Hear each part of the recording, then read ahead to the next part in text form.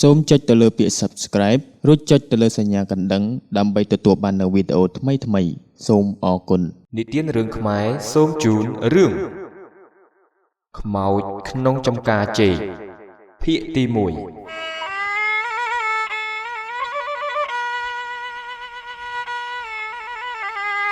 កាលពីរយៈកាលកន្លងទៅមានបុរសម្នាក់ឈ្មោះថាវាសនាដែលជាកូនអ្នកមានស្ដុកស្ដំម្នាក់គាត់បានបញ្ចប់ការសិក្សាពីបរទេសហើយត្រឡប់មករស់នៅស្រុកខ្មែរជាមួយនឹងឪពុកម្ដាយរបស់គាត់វិញដើម្បីជួយការងារនៅក្នុងការរកស៊ីជំនួញដ៏ធំរបស់គ្រួសារគាត់វាសនាមានប្អូនស្រីម្នាក់ទៀតឈ្មោះថាលក្ខណាវាសនានិងលក្ខណាទោះបីជាពួកគេជាកូនអ្នកមានពិតមែនក៏ប៉ុន្តែពួកគេមិនដែលប្រកាន់ខ្លួនធ្វើចរិតជាកូនអ្នកមានអួតក្អេងក្អាងឬឌឺដងដល់អ្នកដែលមានឋានៈទាបជាងខ្លួននោះឡើយហើយពួកគេតែងតែមានអធ្យាស្រ័យល្អដល់ពួកកូនឈ្នួលដែលធ្វើការជាមួយពួកគេផងដែរឪពុកម្ដាយរបស់ពួកគេមានសេចក្តីត្រេកអរខ្លាំងណាស់ដែលមានកូនមិនចេះប្រកាន់រឹកពាដូចនេះហើយពួកគាត់គិតថានៅថ្ងៃខាងមុខទៀតទ្រព្យសម្បត្តិនិងមុខជំនួញរបស់ពួកគាត់ទាំងអស់គឺនឹងប្រគល់ទៅឲ្យវាសនានិងលក្ខណាជាអ្នកគ្រប់គ្រងថែរក្សាកាលថ្ងៃមួយ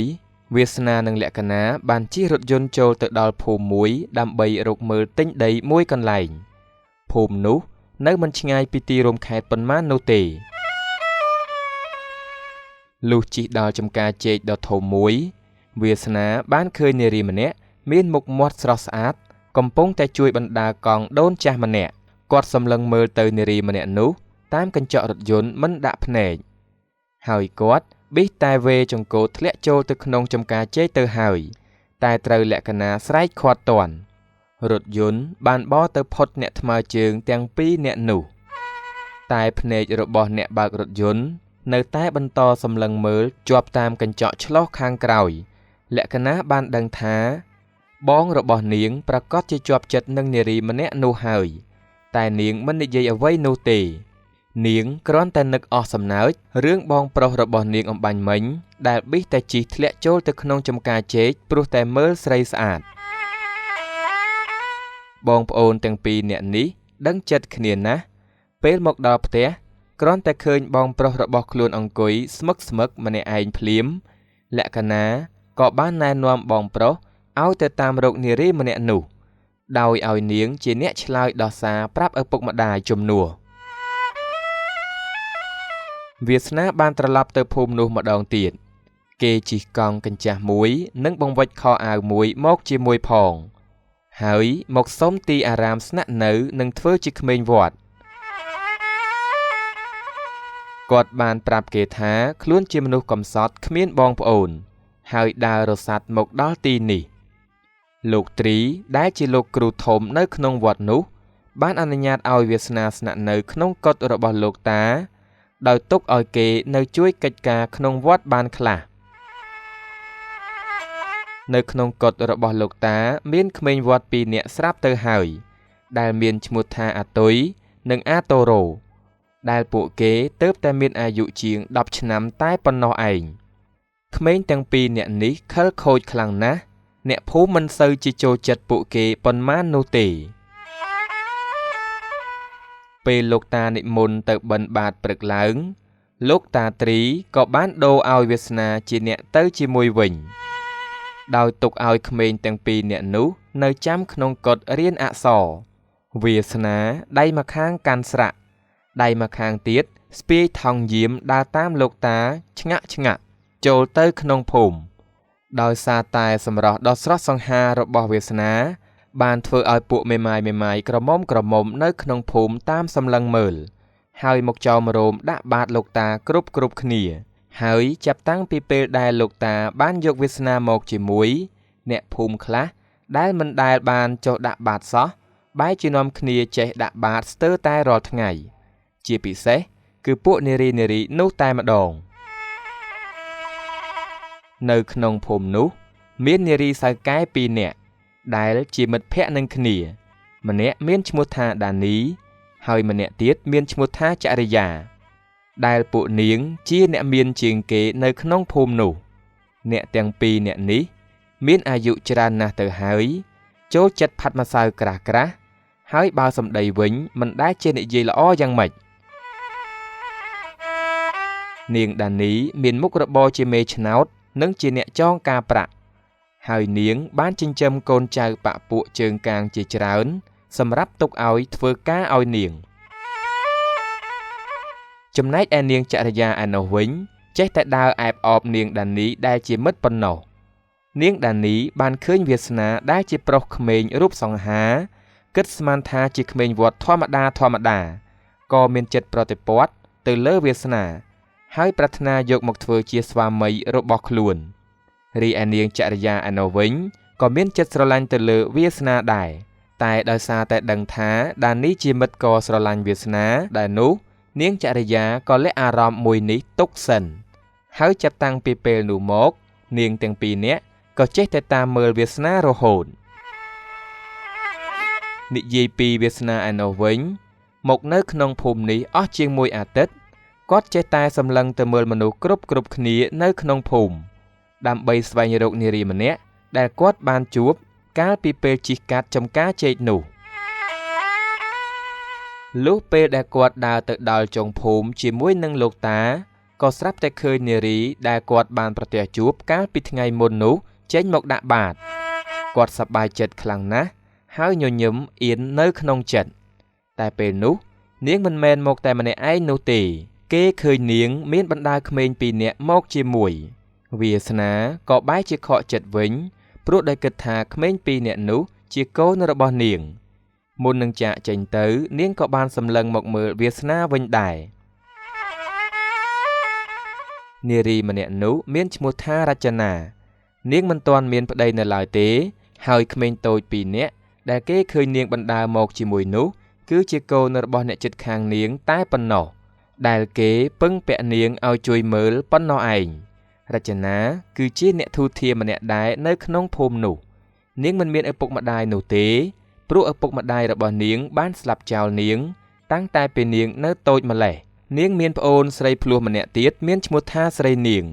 តែស្រីនាងបានទៅរស់នៅនិងធ្វើការនៅទីក្រុងបាត់ទៅហើយនិយាយពីមុខរបររបស់នាងវិញនាងគឺជាគ្រូបង្រៀនមត្តីម្នាក់ដែលមានចរិយាសុភាពរាបសារស្រឡាញ់ក្មេងៗនិងចូលចិត្តជួយយកអាសាអ្នកភូមិនៅពេលដែលវាសនាទៅដល់វត្តវិញគេខកចិត្តណាស់អង្គុយត្រមងត្រមោចម្នាក់ឯងនៅលើគ្រែក្រោមកុដិគេគិតថាថ្ងៃស្អែកគេនឹងរៀបចំអីវ៉ាន់ត្រឡប់ទៅផ្ទះវិញព្រោះនៅទីនោះទៀតក៏គ្មានបានប្រយោជន៍អ្វីដែរព្រោះនារីដែលគេលួចស្រឡាញ់នាងមានប្តីមានកូនរួចទៅហើយ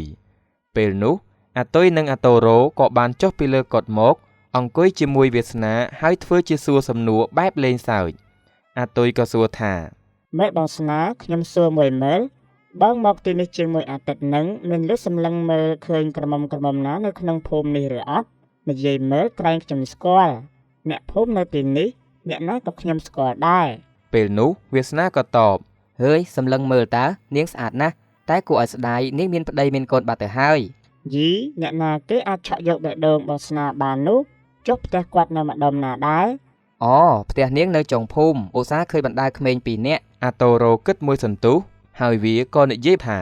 តើនរណាគេណោះសម្រាប់ស្រស់ស្អាតផ្ទះនៅចុងភូមិបណ្ដាក្មេងពីរនាក់លុះគិតរួចហើយអាតូរ៉ូក៏លាន់មាត់ឡើងអូតិចបងស្នាឯងច្រឡំបងរចនាមិនដឹងបងរចនាផ្ទះនៅចុងភូមិហ្នឹងគាត់មិនទាន់មានប្តីទេហើយក្មេងពីរនាក់ដែលបងឃើញបណ្ដាហ្នឹងគឺជាកូនអ្នកជិតខាងដែលគេពឹងពាក់ឲ្យគាត់ជួយមើលតើហើយបងស្នាឯងនេះស្រឡាញ់គេមិនសួរពួកខ្ញុំសិនទេសុកចិត្តមកអង្គុយកាត់ទុកម្នាក់ឯងអញ្ចឹងណែបើស្រឡាញ់បញ្ញាប់តាក់តងតិចទៅព្រោះបងរចនាហ្នឹងគេមានអ្នកស្រឡាញ់ច្រើនណាស់តែគាត់មិនទាន់ពេញចិត្តនរណានៅឡើយទេឮបែបនេះវាសនាសប្បាយចិត្តណាស់គេលះបង់គំនិតដែលចង់ត្រឡប់ទៅផ្ទះវិញហើយបន្តរស់នៅទីនោះជាបន្តទៀតគាត់ចេះតែដើរទៅចុងភូមិរាល់ថ្ងៃមើលរចនាហើយជួនកាលក៏ទៅនិយាយគ្នាលេងជាមួយនឹងនាងចំណែកឯអាតុយនិងអាតូរ៉ូវិញត្រូវបានវាសនាប្រើឲ្យធ្វើជាអ្នកនាំសារស្នេហារវាងគេទាំងពីរនាក់ ពេលវេលាចេះតែកន្លងផុតទៅរចនាក៏មានចិត្តស្រឡាញ់ទៅលើវាសនាវិញដែរវាសនាបានសារភាពប្រាប់ទៅរចនាតែគេមិនបានប្រាប់នាងថាគេជាកូនអ្នកមាននោះទេគេរងចាំមើលថានាងស្រឡាញ់ក្មេងវត្តស្មោះដូចគេម្នាក់នេះដែរឬយ៉ាងណាតែទោះបីជាយ៉ាងណាក៏ដោយរចនានៅតែទទួលយកវាសនាដោយមិនខ្វល់ពីការរិះគន់អ្វីទាំងអស់ថ្លែងពីនាងដានីនារីសៅកែនោះវិញតាំងពីបានឃើញវាសនាមកនាងតែងតែទៅយកចិត្តវាសនាធ្វើជាទិញរបស់នេះរបស់នោះយកទៅឲ្យដល់វត្តតែម្ដងដោយអត់ទ្រាំពុំបាននាងដានីក៏សម្រេចចិត្តទៅសារភាពស្នេហ៍ប្រាប់ទៅវាសនាហើយសន្យានឹងចិញ្ចឹមវាសនាឲ្យរស់នៅបានសុខស្រួលតែវាសនាបានឆ្លើយបដិសេធការឆ្លើយបដិសេធចំពោះដានីមិនមែនមកពីគាត់រើសអើងនាងព្រោះតែឃើញនាងមានអាយុចាស់ជាងគាត់នោះទេក៏ប៉ុន្តែដោយសារតែគាត់មានម្ចាស់បេះដូងរួចទៅហើយនាងដានីមានភាពអៀនខ្មាស់នឹងវាសនាពន់ពេកបេះដូងរបស់នាងស្ទើរខ្ទេចខ្ទាំនាងគិតថាសម្បត្តិត្រឹមក្មេងវត្តដូចជាវាសនាបែរជាមកហ៊ានបដិសេធស្នេហ៍សេដ្ឋីនីដូចជានាងទៅវិញចំណែកឯវាសនាវិញគិតថាគេឆ្លើយបដិសេធបែបនេះព្រោះតែចង់ឲ្យនាងដានីឈប់មករកគាត់ទៀតតែប៉ុណ្ណោះតែទាំងនោះគឺមិនដូចអ្វីដែលគាត់គិតនោះឡើយនាងដានីបែរជាមានបំណងចងគំនុំចំពោះអ្នកដែលវាសនាស្រឡាញ់ទៅវិញថ្ងៃមួយចរិយាបានឃើញរចនានិងវាសនាបណ្ដាលគ្នាដើរលេងចរិយាក៏ជាមនុស្សដែលស្រឡាញ់វាសនាម្នាក់ដែរនាងមានចិត្តច្រណែននឹងរចនាយ៉ាងខ្លាំងហើយក៏បានទៅនិយាយញុះញង់ឲ្យនាងដានីមកធ្វើបាបរចនាដោយមានចិត្តស្អប់នាងស្រាប់ផងនោះនាងដានីក៏បានបញ្ជូនពួកជើងកាង3នាក់គឺមានដូចជានាយឆោតនាយដួងនិងនាយគង់ឲ្យទៅចាំមើលធ្វើបាបរចនាសូមប្រិយមិត្តលោកអ្នកនាងរងចាំតាមដានរឿងខ្មោចក្នុងចំការចេកភាគ2ជាបន្តទៀតសូមអរគុណចំពោះការតាមដានស្ដាប់របស់លោកអ្នកនិងការគាំទ្រ Channel និទានរឿងខ្មែរសូមជូនពរលោកអ្នកសូមប្រកបទៅនឹងសុខសុវត្ថិភាពគ្រប់ពេលវេលានិងគ្រប់ក្រុមគ្រួសារសន្យាវិលមកជួបលោកអ្នកនាងជាបន្តទៀតនៅក្នុងពេលក្រោយសូមអរគុណនិងសូមជម្រាបលា